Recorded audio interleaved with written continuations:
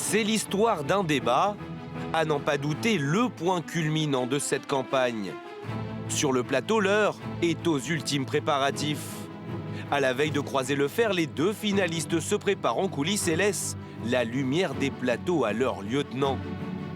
Côté RN, Sébastien Chenu est confiant. Marine Le Pen a appris de ses erreurs commises il y a 5 ans.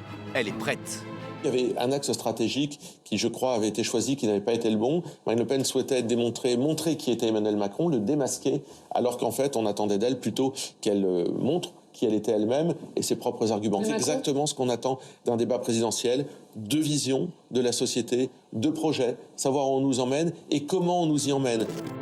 Dans le camp Macron, on a désormais un bilan à défendre et une adversaire bien plus coriace qu'en 2017 à disqualifier. La stratégie depuis plusieurs jours, marteler aux Français le danger que représente Marine Le Pen et l'extrême droite. Le Premier ministre Jean Castex y va de sa petite histoire.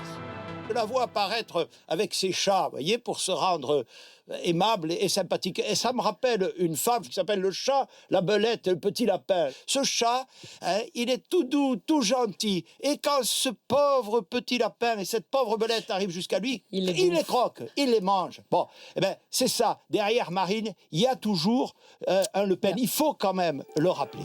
Rappelez aussi que Marine Le Pen souhaite arrêter la coopération en matière d'industrie de l'armement avec Berlin. Deuxième couche passée par le ministre de l'économie Bruno Le Maire.